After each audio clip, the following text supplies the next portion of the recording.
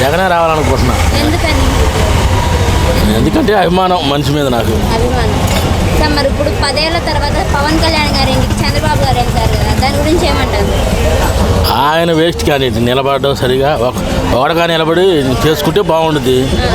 ఆయన అటు ఇటు పిల్లలాగా పరిగెత్తి ఉపయోగం ఉంది. జగన్ లాగా ఒంటరిగా నిలబడి పోరాడుతూ ఉంటే ఏమన్నా సీఎం అవకాశం ఉంది. ఆయన ఏమో అటు ఇటు పరిగెత్తుతూ ఉంటాడు నిలకల్లా. మరి ఇప్పుడు పవన్ కళ్యాణ్ గారు చంద్రబాబు గారు పొత్తుతో వస్తున్నారు కదా, ఎలా ఉండబోతున్నారు? వాళ్ళ పొత్తుకి అవసరం బాగా సంబంధం లేదు. జగన్ గెలవాలనుకుంటారు నేను మాత్రం. మరి ఇప్పుడు అంటున్నారు పవన్ కళ్యాణ్ గారు అంటున్నారు జగన్ గారు ఓడించడమే నా లక్ష్యం అని చెప్పండి. వాళ్ళు అనుకుంటారు, వాళ్ళు అలా కావాలగా. ఇప్పుడు వాళ్ళు ఏదో వాళ్ళ ప్రయోజనం కోసం వాళ్ళు అనుకుంటారు. ఈ నలుగురికి ఉపయోగపడుతున్నారు కాబట్టి నలుగురు ఉపయోగపడేవాడు కావాలనుకుంటాం. మరి ఇప్పుడు జగన్ గారు భయపడి ఎమ్మెల్యే క్యాండిడేట్లు మారుతున్నారు అని చెప్పేసి అంటున్నారు పవన్ కళ్యాణ్. అది భయపడి కాదు. ఇప్పుడు నేను ఆటో వేసుకుంటున్నాను. ఈ బజార్ కాకపోతే ఇంకో బజార్ పోతే 50 రూపాయలు ఎత్తని పోతా. అందుకని భయపడట అట్ట కాదుగా. అటు పోతే ఇంకో రూపాయి వచ్చింది. క్యాండిడేట్ మారితే క్యాండిడేట్ వస్తాడు. మరి కొత్త వాళ్ళని చూసి ఓట్లు వేస్తారంటారా? కొత్త వాళ్ళు చూసేరు, జగన్ చూసి చేస్తారు. జగన్ చూసి చేస్తారు. ఎందుకంటే ఆయన అందరికి ఉపయోగపడుతున్నాడు. ఉపయోగపడినాడు ఎవరికి లేదు. ప్రతి వాళ్ళు అందరికి ఉపయోగపడుతున్నాడు. మిగతా వాళ్ళందరూ ఎవరు జనానికి ఉపయోగపడిన వాళ్ళు కనిపించలే. మరి ఇప్పుడు బాబు వస్తేనే జాబ్ వస్తుందని చెప్పేసి అంటున్నారు. ఏది మునుపు ఎప్పుడు ఇచ్చాడు జాబు? మునుపు ఏమి ఇచ్చాము, ఇప్పుడు ఏమి ఇస్తాడు? మునుపు ఇచ్చాడు ఉద్యోగం. ఇప్పుడు జగన్ ఏమన్నాడు, వస్తే అది ఆయనకు తగ్గది ఇస్తా అన్నాడు, ఇచ్చాడు. బాబు ఏమన్నాడు, నేను వస్తే ఉద్యోగం అన్నాడు, డబ్బులు అన్నాడు. ఏమి ఇచ్చాడు? బాబు వచ్చాడు, జాబ్ వచ్చాడు. వాళ్ళ అబ్బాయికి జాబ్ ఇచ్చాడు.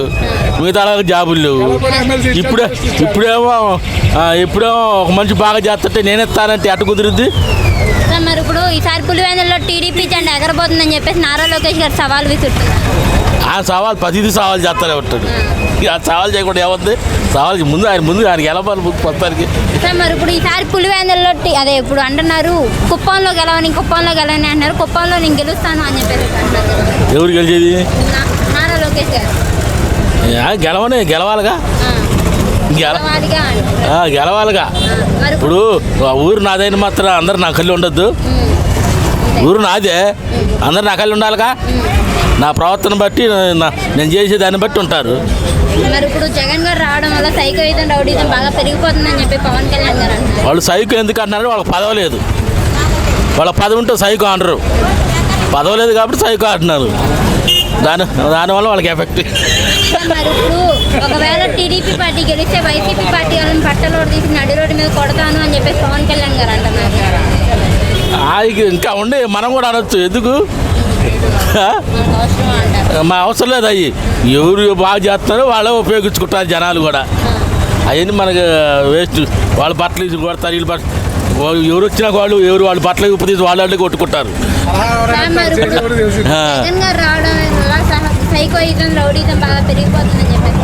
వాళ్ళు అంతే అంట చెప్పట్లా. పదవి కోసం పదవి లేదు కాబట్టి వాళ్ళు ఏదో రకంగా వెళ్ళిపోవాలి అనుకోవాలిగా.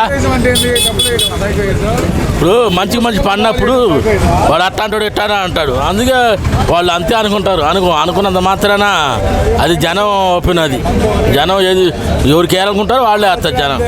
మరి ఇప్పుడు పవన్ కళ్యాణ్ గారు అంటున్నారు కాపులందరూ నా వైపే ఉన్నారు, యూత్ అంతా నా వైపే ఉందని చెప్పండి. కాపులుండా ఎవరుండా జనం వాళ్ళిద్దరు వాళ్ళని కాదుగా. జనం అందరూ ఎత్తేనే ఓట్లు. కాపులు కానీ కుర్రోళ్ళు కానీ గెలుస్తారా? అందరూ జగన్లాగా అందరిని కలుపుకొని పోవాలా. అందరిని చేసుకుంటా పోతే ఆయనకే ఉపయోగం ఉంటుంది. వీళ్ళు కులాలను చెప్పకుండా వాళ్ళు నాయకుంటున్నారు, వీళ్ళు నాయకుంటున్నారు కదా కావాల్సింది. అందరు నా వాళ్ళని కలుపుకొని పోతే ఇప్పుడు కాబట్టి రేపు కానీ భవిష్యత్తు ఉండేది. 175 సీట్లో 15 సీట్లు నీకు రానివ్వని జగన్ అని చెప్పేసి రావచ్చు, రానిపోవచ్చు. అది జనాన్ని బట్టి ఉండింది. గెలవడం మాత్రం ఖాయం. ఎన్ని సీట్లు వస్తాయంటారు? సీట్లు నేను చెప్పలేదు కానీ గెలవడం మాత్రం ఖాయం.